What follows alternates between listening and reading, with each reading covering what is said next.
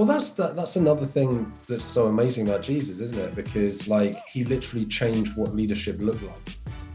Welcome to the Bible in 1 Year podcast, brought to you by two Brits and a Bible. If you like the idea of a casual yet meaningful chat about the Bible with a couple of mates, listening, something could be good for you. Today's day 145, covering Nehemiah 4, 5, and 6. If you'd like a brief overview of those chapters, they're in the description. Well, I was going to bring something across from yesterday, so I suppose I should kick us off. One of the other little leadership qualities that I had in here was just Nehemiah's organization. Because when he's starting to have the wall rebuilt, he organizes families in like chunk by chunk to do, okay, you guys are doing this section, you guys are doing that section, you guys are doing over here. And just the level of organization across the board to get all that done. This is a big old wall, man. Yeah. So the organization needed for that is a very, very important leadership quality. So I wanted to bring that across from yesterday. That's sort of Nehemiah 3, where he's dividing up all those families into those parts. So yeah, it's just 100%. And I actually wanted to bring that over as well, but I had a slightly different take on it. So yeah, massive leadership skill, like you said. The other thing is that the repair of the wall took many hands from diverse places, and it just reminds us about the body of Christ, right? There's lots of different people as members of the body. They bring different abilities, and each of us can have something special that they bring to the kingdom and kingdom work. The only other quick thing is that when they start repairing the wall, they dedicate it to God and consecrate it to God. And I just wanted to quickly say, just whatever you do, just remember that you're doing it for God. And it actually is one of my verses on my phone. I forgot about that till I just thought about it. Whatever you do, work at it with all your heart as working for the Lord, not for human masters. Colossians 3:23. Smash it. Yeah. Sweet. And they get initial opposition as well. And instead of responding to it, they just pray about it, which is really cool. So yeah, I love it, man. 100%. Mine's next actually. Yeah, okay. So Sanballat heard that we were rebuilding the wall. He became angry and was greatly incensed, and he ridiculed the Jews. So often people will not understand or appreciate kingdom work, and just think about some of what Jesus did. It looked like he was losing, and yet obviously ultimately he won for the sake of all of us. So, kingdom work doesn't always make sense, and sometimes what God calls you to do won't make sense in the moment, right? But it's about trusting in him, doing what he says. Very true. That is very true. I went on then to look at here in Nehemiah 4 verse 6. So we rebuilt the wall until all of it reached half its height, for the people worked with all their heart. And what I took out of that is like, it's the kind of letting your actions talk for you again. And we talked yesterday briefly about one of the leadership qualities was how motivated Nehemiah was, but he must have been pretty motivational as well, because to get a bunch of people to rebuild a friggin' massive wall in like such time with their whole heart dedicated to it, that's blooming impressive, man. So I reckon he must have been a very motivational character as well, which is another one of the leadership qualities. I love that. I don't want to give you any more editing work, but it'd be kind of cool to just have like always the checklist, like ding, ding. Yeah. Anyway. I might. We might not do that. That's cool. And by the way, I think this is right. I think it was 52 days from the start of the work to completion. Just completely insane. That's nuts. Yeah. I was watching a Nehemiah video just before we started recording today, and I'm sure that it said 52. Anyway, so I pondered them in my mind and then accused the nobles and officials and told them, pardon me, you were charging your own people interest, so I called together a large meeting to deal with them. So Nehemiah 5:7, that is. I know you've got some more for, so I apologize for that. But there are many traps Satan puts into the world to test us, including taking money we don't deserve or convincing ourselves that we deserve money and things that we don't, and so on, right? Mm-hmm. And glorifying ourselves basically over others. So I just thought that was a really cool little nugget of Nehemiah, just because Nehemiah has taken the plank out of his own eye, so now he can take the speck out of his brother's, because he doesn't charge interest to anyone. He uses his money to benefit others, and he doesn't take any personal gain from it. And that's another leadership quality. He's honest. Nice. So now up to 6. Yeah, I love that. The thing that I wanted to just touch on here briefly was in Nehemiah 4:17. Those who were building the wall, those who carried materials, did their work with one hand and held a weapon in the other hand.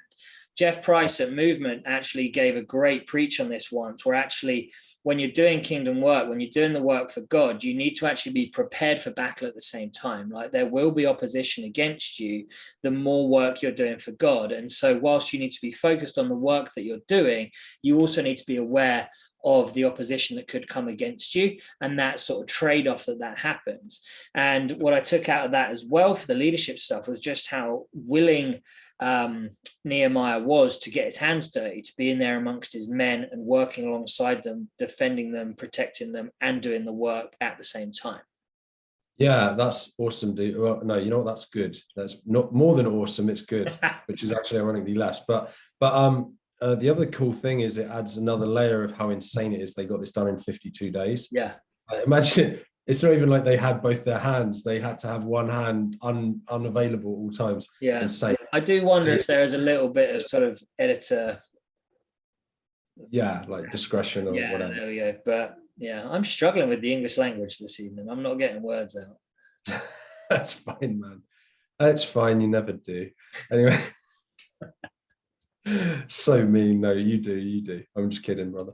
Anyway, so I continued. What are you doing? What you are doing is not right. Shouldn't you walk in the fear of our God to avoid the reproach of our Gentile enemies? So that's Nehemiah 5:9.